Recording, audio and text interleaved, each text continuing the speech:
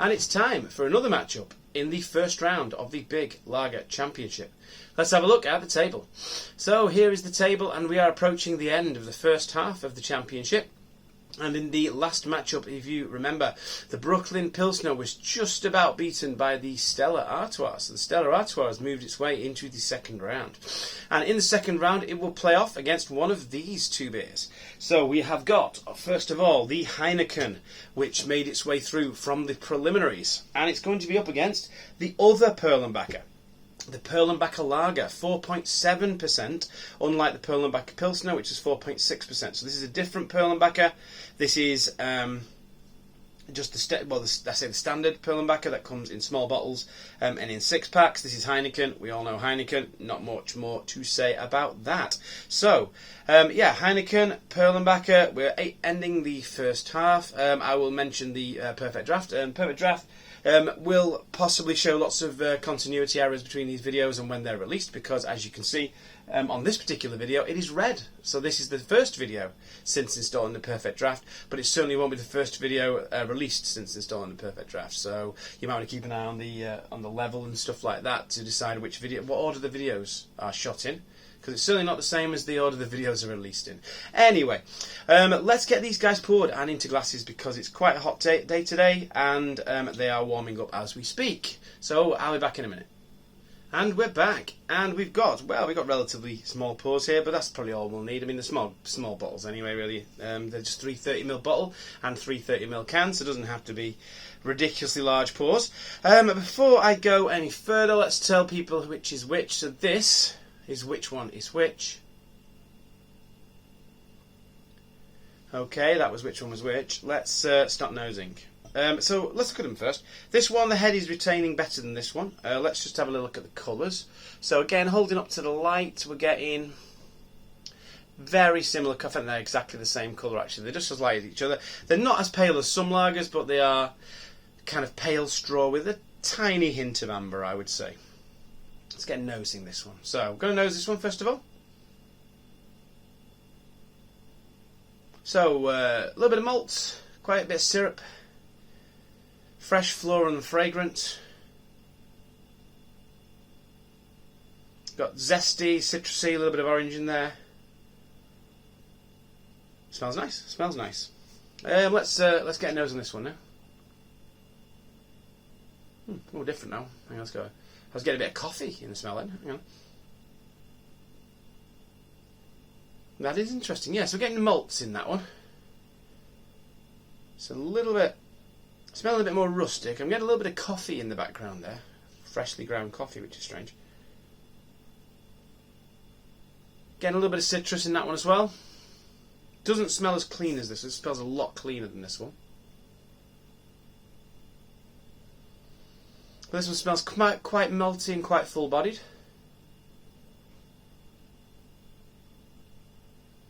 A bit grassy. I mean, I've not drunk Heineken since the last time I did the taste test. I've not drank Perlenbacher Lager for a long time.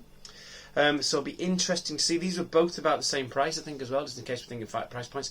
I think they were both about a $5, I think, for 6 bottles. So we will see anyway what we think of them when we taste them. So they're both a little bit malty, a bit of syrup. This one's giving a bit more grassy notes. This one's a bit more floral with a bit more citrus in it. This one's smelling a lot cleaner than this one, but it's down to the taste, isn't it, really? So let's get tasting them. Let's have a see how they go. Cheers.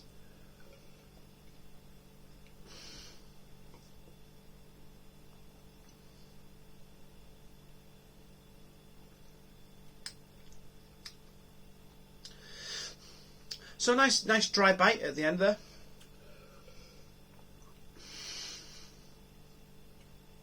A bit generic in the flavour. Yeah, it just tastes lagery.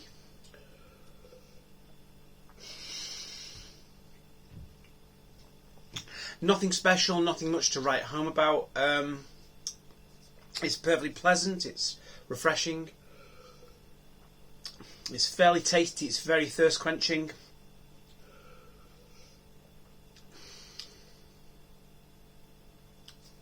A little bit of bitterness, Bit of a dry bite at the end there. A little bit of an aftertaste. Most of the flavours that I'd want from a lager, a little bit muted.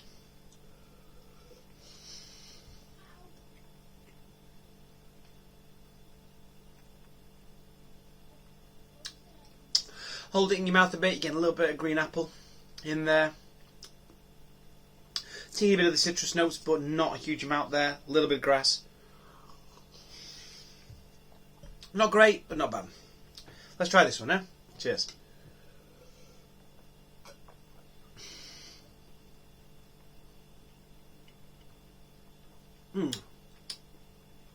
So that's much drier, this one.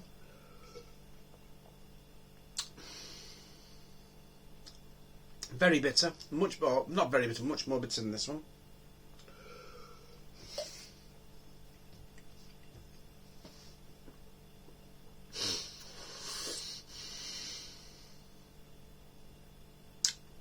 A little bit of that malt coming through in the taste. I'm not getting any of the dirtiness coming through on the taste that I got in the flavour. Or did I say rustic? I don't know if I said rustic or dirty, but even still, that's not on the taste. And again, not much of an aftertaste.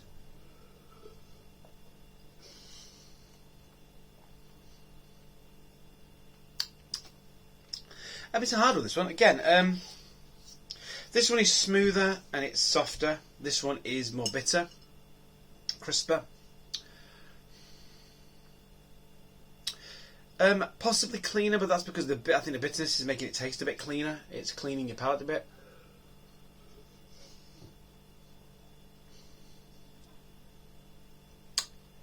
As I've said before,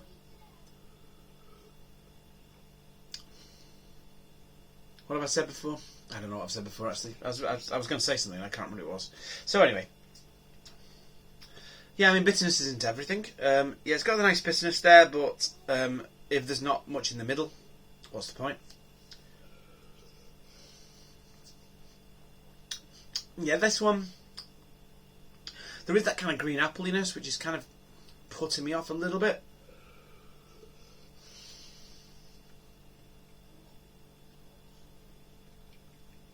But it is quite nice. Yeah, there's a bit of bitterness, a bit of dryness. It's a bit sweeter, this one. This one's not sweet, but I am liking this one.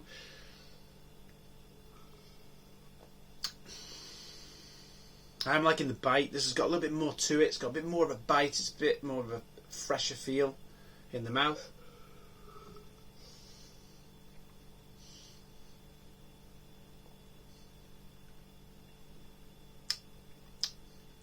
Just be nice if there's a little bit more in the middle and a bit more in the aftertaste.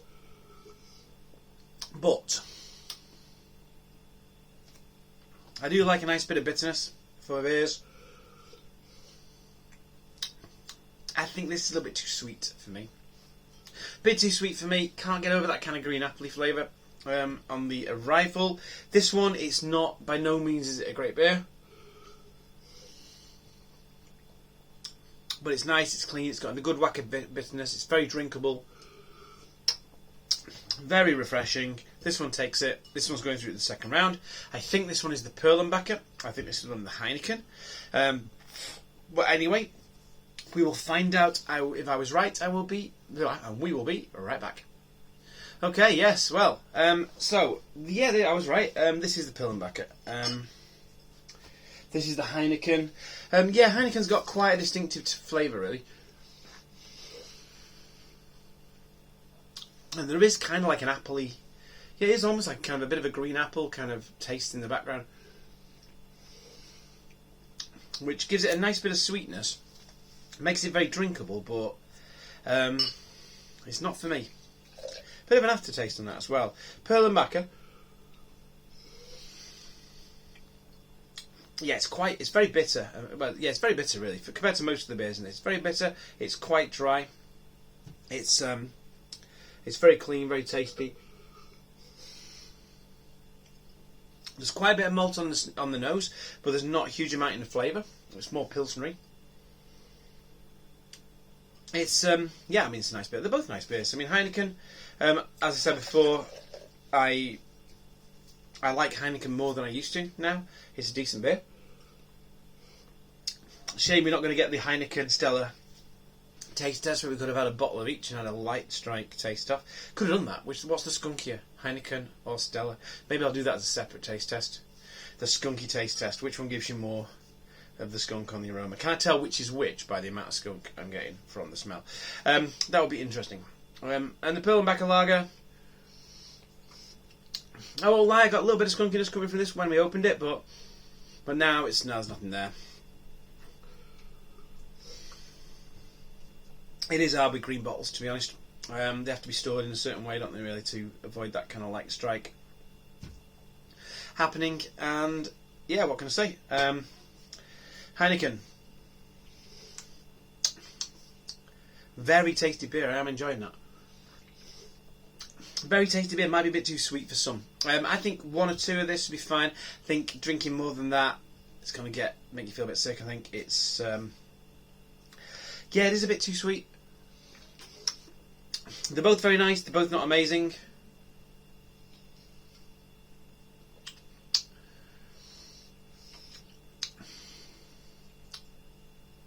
Yeah, Perlenbacher, I think tastes it's very close because I'm really enjoying this Heineken. But I cannot reverse my decision once I know what the beers are, which is a shame because I kind of want to. Should I reverse my decision? Ooh, I might do.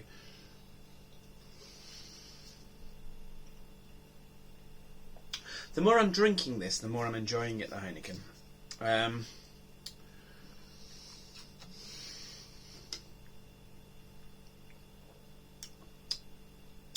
And to be honest, it's like, I knew what these beers were anyway, let's face it. As soon as I tasted them, I knew which one Heineken was. So I could reverse my decision, and I might reverse my decision. I think I've done this before.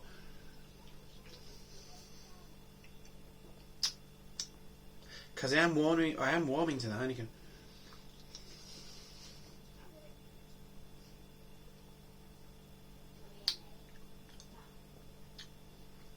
It is nice. It is nice. I'm very, very tempted.